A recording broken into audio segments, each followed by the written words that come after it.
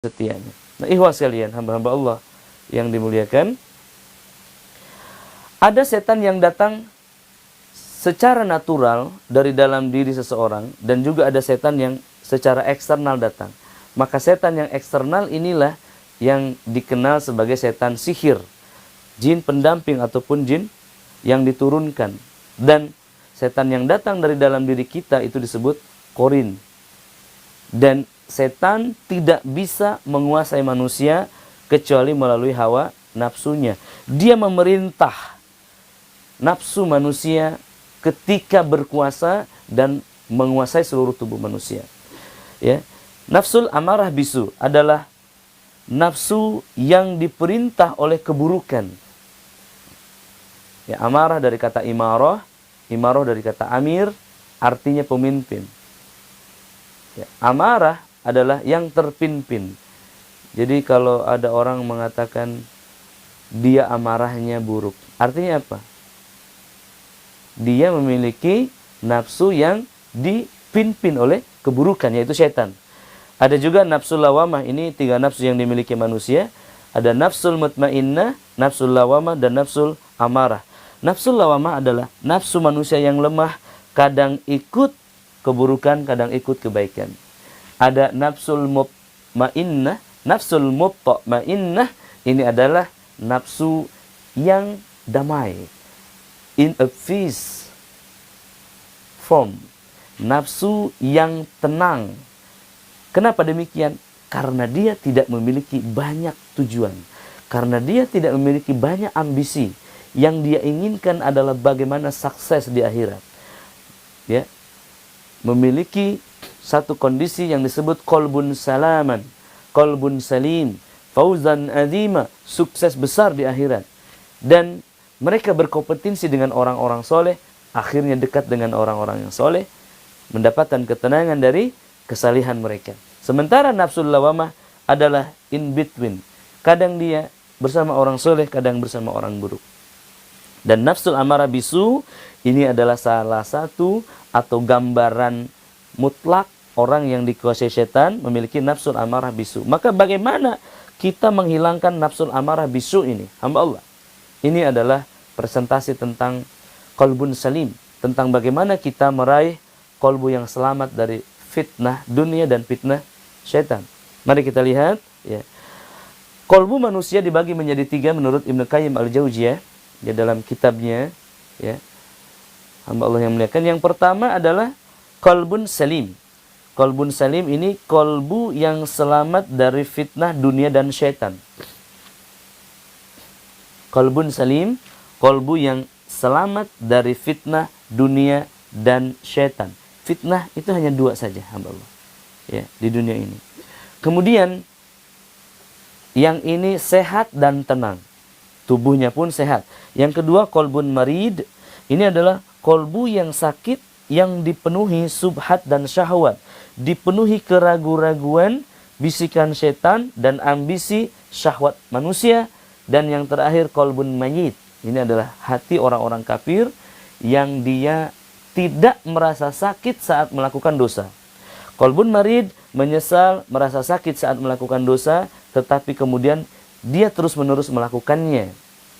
Dan qalbun salim adalah qalbu yang telah terbebas daripada, terjaga daripada fitnah dunia dan setan. 3 jenis qalbu. Nah, ikhwas sekalian, untuk mendapatkan penjelasan paripurna tentang qalbu ini, saya merekomendasikan satu buku yang dikarang langsung oleh Imam Ibnu Qayyim al-Jauziyah, ya, judulnya adalah Ighosatul Lahfan. Ya, Ighosatul Lahfan atau senjata penghancur setan. Ya, dia bentuknya adalah biru, ya, dan itu bisa dibilang ensiklopedi tentang hati. Nah, ini dia, ya sekalian, ya, Ighosatul Lahfan ada di sebelah sini. Ya, ini dia, ikhwas sekalian, Ighosatul Lahfan. Ya, ini adalah kitab yang menjelaskan, ya, tentang bagaimana menyelamatkan hati dari tipu daya setan. kitab ini juga diterjemahkan ya dalam versi lebih singkatnya ya sebagai Ad-Da'u wad-Dawa. Ya, ini dia ringkasannya ya yang sering kita ketahui. Juga diterjemahkan dalam versi yang lebih sederhana lagi ya, obat penyakit hati atau Tibul Qulub. Ya, ikhwas sekalian, ini belilah kitab-kitab ini. Memang harganya tidak murah, tetapi sangat dahsyat, bisa mengubah cara pandang kita dalam melihat dunia ini ya. Kemudian hamba-hamba Allah yang dimuliakan, ini 2 kitab ya. Nanti saya akan rekomendasikan kitab-kitab yang lainnya. Ini tujuannya adalah untuk memperkaya hasanah keilmuan kita ya, terutama para peruqyah. Ini sangat penting sekali. Dan juga tentang hati ya, tentang kolbu ini kita juga bisa membaca ya karya-karya dari Ibnu Rajab ya. Ibnu Rajab Al-Hanbali ya. Banyak buku yang beliau tulis ya. Sangat baik sekali, sangat meluluhkan hati. Juga karangan Ibnu Jauzi ya. Ini adalah buku-buku yang luar biasa yang beliau karang ya. Ada banyak sekali ikhwas sekalian buku-buku tentang kolbu yang akan bisa membuat kita mengenal lebih dalam tentang diri kita ya. Semisal kitabnya dari Ibnu Jauzi ya, ini Ibnu Jauzi adalah tentang belenggu nafsu atau jamul hawa ya. Ini kalau tadi tentang kolbu, kalau ini khusus tentang nafsu. Bagaimana kita mengetahui diri kita, sumber dorongan pertama dalam diri kita ya. Jamul hawa ini terjemahannya belenggu hawa nafsu. Dan juga kita bisa membaca kitab-kitab ya, yang akan membuat diri kita lebih mudah ya mengerti tentang diri kita, yakni kitab tentang juhud. Ya, semisal karangan Dr. Ahmad Farid, ini adalah amalan-amalan yang akan membuat kita mengetahui ya tentang apa namanya tujuan hakikat dunia. Dan ada juga kitab juhud yang lebih luas lagi ya, yang lebih besar lagi ya. Semisal ini wasilien ya, dari Ibnu Al-Mubarak ada 3 jilid, ini termasuk kontemporer ya. Ini ditahqiq oleh Dr. Ahmad Farid wasilien. Dan juga ada buku-buku lain ya yang bisa kita miliki terkait ini ya, terkait juhud. Itu ada karangan Imam Ahmad, ini yang sangat lama sekali ya, Mutiara Juhud Imam Ahmad bin Hambal. Ini melelehkan hati ya, ikhwas sekalian, tentang hati manusia. Dan juga buku-buku yang sangat banyak lainnya ya. Kita akan bertahap menerangkan rekomendasi-rekomendasi bukunya. Namun itu beberapa buku yang perlu dimiliki ya ketika ingin memahami masalah tentang hati manusia. Dan kaum muslimin juga perlu mengetahui ya referensi apa yang digunakan oleh Rehab Hati untuk menerangkan ilmu tentang tazkiyatun nafs adalah karya daripada Dr. Anas Ahmad Karzon. Ya, ini wasilien. Ini merupakan disertasi doktoral beliau ya saat menyelesaikan disertasinya di Ummul Qura Makkah. Jadi ini adalah sangat dahsyat sekali, dan ini kita gunakan sebagai kurikulum ya tazkiyatun nafs pada materi kita hari ini. Jadi kalau Anda ingin melihat secara mendetail ya, Anda bisa langsung masuk ke dalam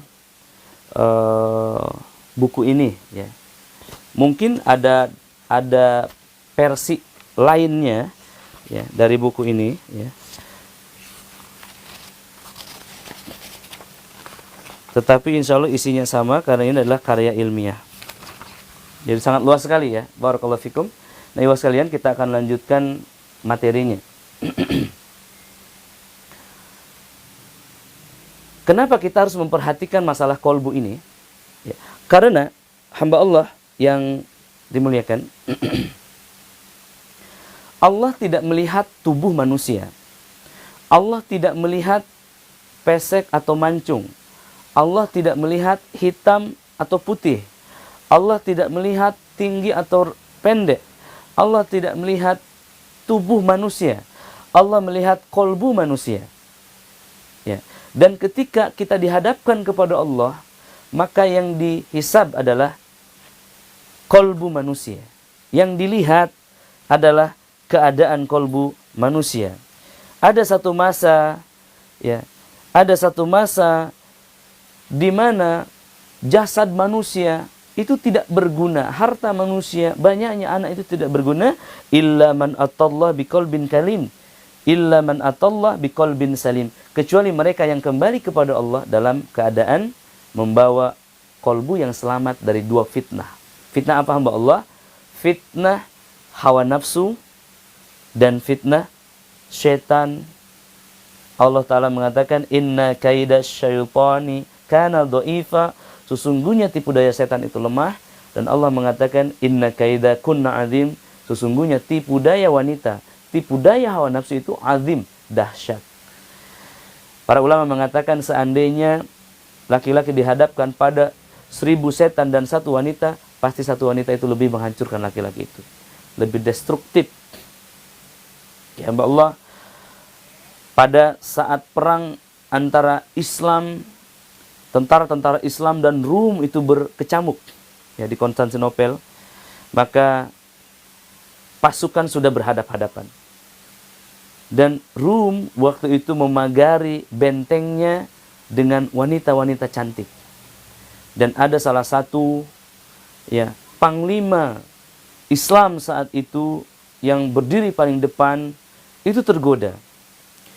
Terbesit di hatinya, saya harus selamatkan wanita ini dari cengkraman Rum. Dan kemudian mereka pun, ya,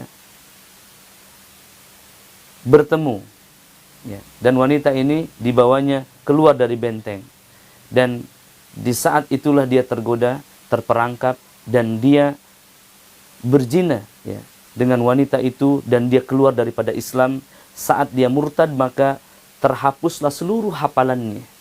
Jadi bayangkan, panglima mujahid yang hafal Quran, ya, beliau kemudian tergoda oleh seorang wanita, dan ketika perzinahan itu terjadi, terhapuslah seluruh hafalannya. Ada satu ayat yang tersisa.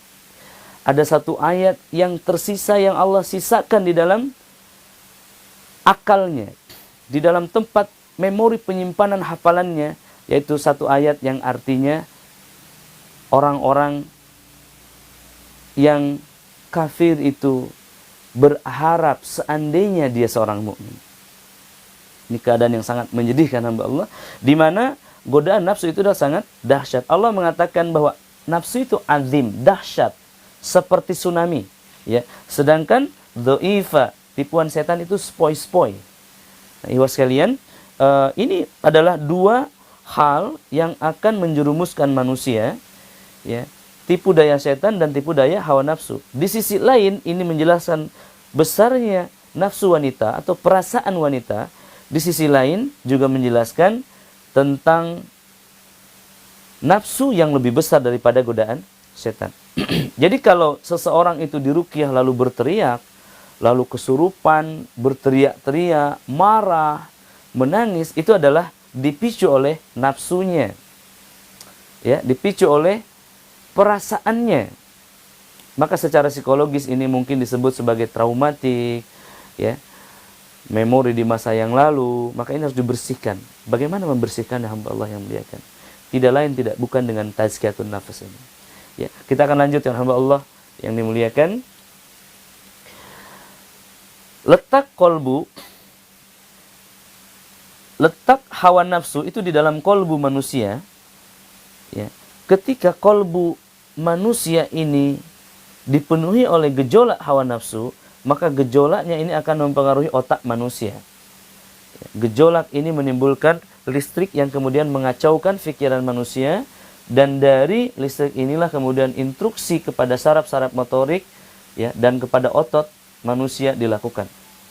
Maka terbayang jika kondisi kolbu manusia itu dipenuhi oleh setan, maka instruksinya adalah amarah bisu tadi, ya.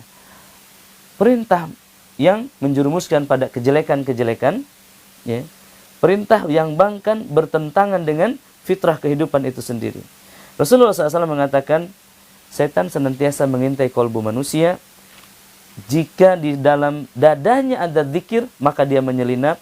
Jika di dalam dadanya tidak ada zikir yang melindunginya, maka setan memasukinya dan menguasainya dengan was-was. Maka muncullah penyakit-penyakit ini. Ya, hamba-hamba Allah, apa yang terjadi? Apa yang terjadi hamba Allah yang dimuliakan ketika pengaruh di dalam kolbu manusia itu telah masuk ke dalam otak manusia? Hamba Allah yang dimuliakan, apa yang terjadi ketika kolbu manusia dipengaruhi oleh setan? Hawa nafsu manusia dipengaruhi oleh setan, dan pengaruh tersebut telah masuk ke dalam ruang kolbu otak manusia, maka seluruh hal yang diperintahkan oleh otak adalah hal-hal yang buruk. Ya, stres misalkan. Ya, stres itu adalah gejolak, ya, konsleting di dalam neuron otak manusia yang disebabkan oleh besarnya dorongan buruk di dalam kolbu manusia, dorongan negatif dalam kolbu manusia. Ya, meluapnya energi-energi negatif dalam kolbu manusia mempengaruhi pikiran manusia. Ya, sementara tubuh akal menahan. Ya, boleh melihatkan.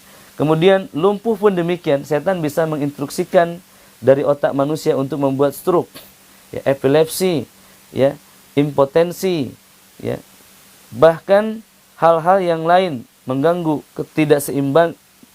ketidakseimbangan, gagal fokus, ya, ngantuk, ya, penyakit-penyakit asam lambung yang muncul dari pikiran, kemudian juga terjadinya mutasi sel yang abnormal, terjadinya instruksi genetis yang menjadikan sel itu bermutasi secara abnormal yang kemudian menjadi tumor. Nah, hamba Allah yang melihatkan. Maka ini sudah masuk ke ranah medis.